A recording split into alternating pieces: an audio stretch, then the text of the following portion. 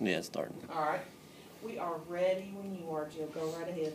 Okay, so my presentation is called Striving for Equity. My book is Savage Inequalities by Jonathan Kozol. I have a picture of him as well as a picture of the cover of the book. So who is Jonathan Kozol? That is the question. Why is he important? Why does he matter? Jonathan Kozol graduated from Noble and Greenall High School, which was a 5-day boarding school that attended 7th through 12th grade. He also graduated from Harvard University with the highest honors with a bachelor degree of arts in English literature. He was awarded a Rhodes Scholarship to Magdalen College, Oxford, but opted to go to Paris to learn to write fiction and nonfiction before later coming back to the U.S. to tutor and then become a teacher. He was fired from Boston Public Schools for teaching a Langston Hughes poem. He also then taught in Newton Public Schools until dedicating his time to social injustice work. He was a civil rights campaigner in 1964 and 1965. He was originally expected to have a promising career in the academic world, but instead devoted his life to ensuring every child in the public school system had equal opportunities, and he spent over 50 years researching and writing about the savage inequalities American children face. His works have received the National Book Award in Science, Philosophy, and Religion, the Robert F. Kennedy Award, the National Book Critics Circle Award, and the Ainsfield Wolf Book Award. So Jonathan Kozol did not come from poverty, if you can tell. He went to this really awesome boarding school. So for him, it's one of those things where some people will discredit him because he doesn't come from that type of background, but I think it in some ways gives him more merit from the fact that he did come from a beginning standpoint that was a bit higher than other people, but he still cared enough to care about the people who are in lower incomes and who didn't have the same opportunities he did. So savage inequalities. This book highlights poverty both within and surrounding inner city schools in America. He focuses on East St. Louis, North Lawndale and the south side of Chicago, New York, Camden, New Jersey, Washington, D.C., and San Antonio. Now, these school systems are understaffed, underfunded, and struggling to survive. They have student-teacher ratios of 36:1. Camden High School in Camden, New Jersey, at this time didn't even have the funding to provide their students with lunches. Instead, their students would then leave to go get lunch, and about half of them wouldn't even bother to come back afterwards. So these are schools who are truly struggling just to survive, just to provide for their kids. And so let's not take my word for it, though. Let's refer to the text. So I prepared an excerpt for you that says, blackboards at the school are so badly cracked that teachers are afraid to let students write on them for fear they'll cut themselves. Some mornings, fallen chips of paint cover classrooms like snow. Teachers and students have come to see humor in the waterfall that courses down 6 flights of stairs after a heavy rain. This is talking about Morris High School in the South Bronx of New York City.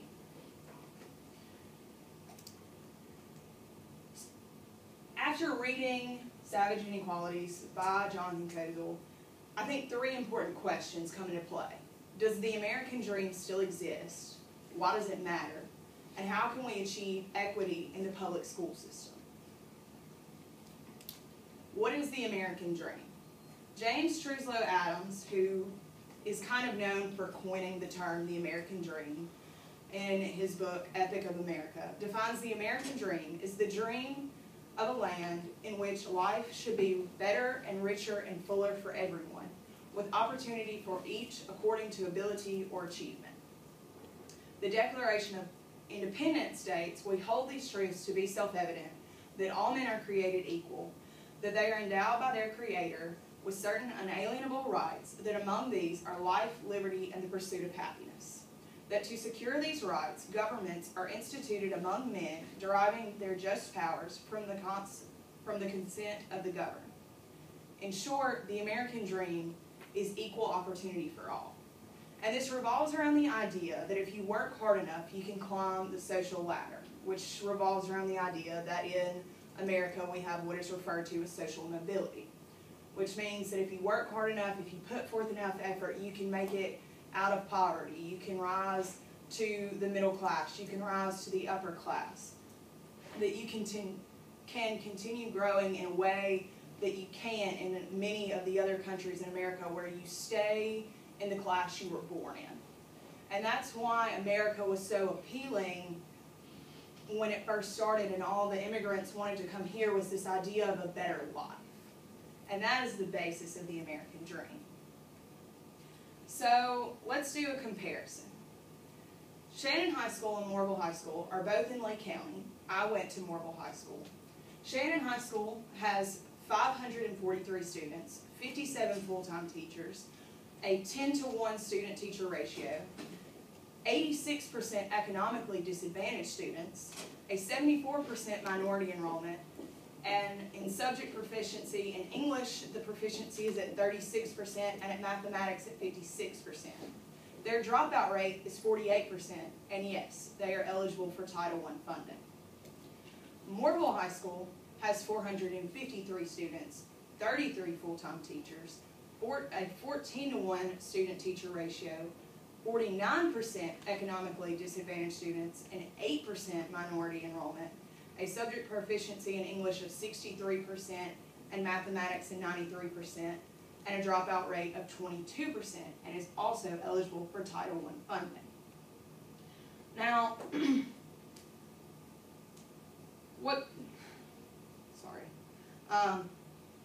so here's the biggest discrepancy between the two, is if you look at the economically disadvantaged students, there's a 37% difference. Now, they're in the same district, they get the same funding, so in theory, they should have equal opportunity and do equally as well. But that's where the idea of equity comes in, which we will address a little bit later. But first, I want to complicate the American dream a little bit. So,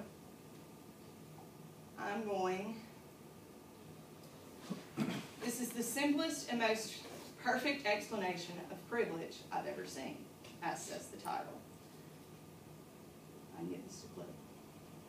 So, this is Richard. His parents are doing okay. And this is Paula. Her parents, not so much. Richard's house is warm and dry. His shelves are full of books and his fridge is full of food. Paula's house is full of people and not much else. It's damp and moist and noisy, and she keeps getting sick.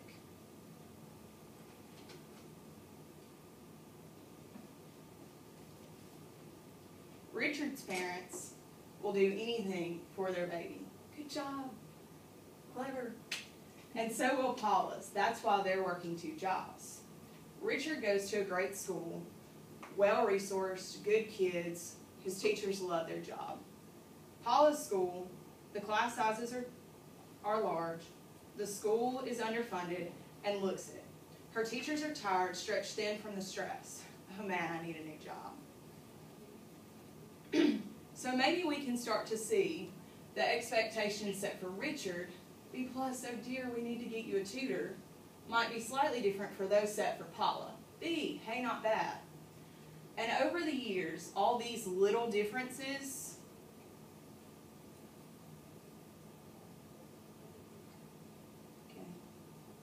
technical difficulties sometimes. All these little differences, they start to add up, to build into something bigger. I have friends working there. I'll have a word and get you an internship. Thanks, Dad. You should be finishing your studies, not looking after me. Dad, you're sick. And because each little difference sneaks by unnoticed, yep, the loan is approved, congratulations. Look, we just can't help you. Maybe try easy finance.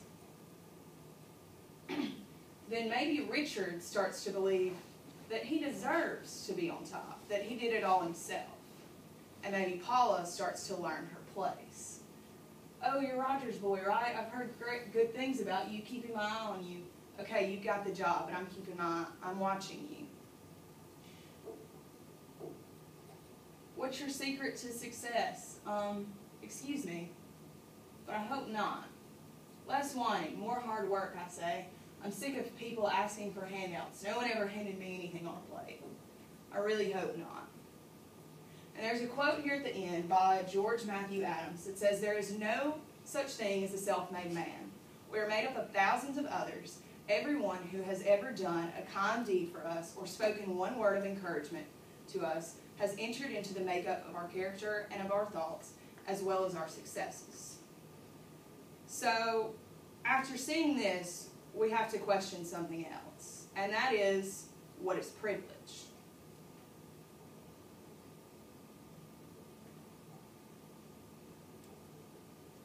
All I have to do is turn on a faucet. Some people are born into families where they have to walk miles just to get water. All I have to do is turn on a faucet. That's privilege.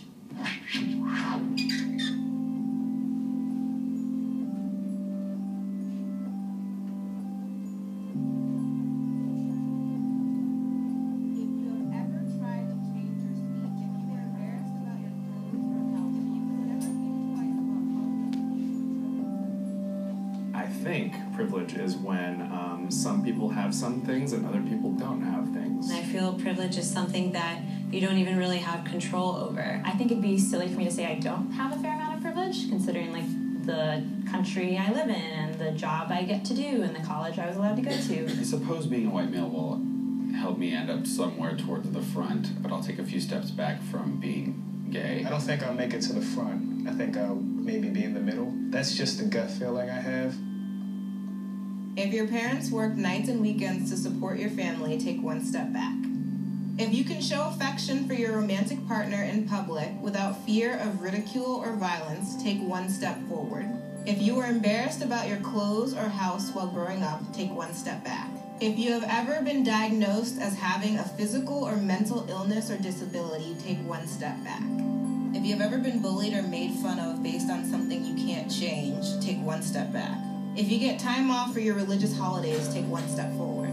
If you came from a supportive family environment, if you can see a doctor whenever you feel the need, if you are able to move through the world without fear of sexual assault, if you took out loans for your education, if there were more than 50 books in your house right now. So these are your final positions.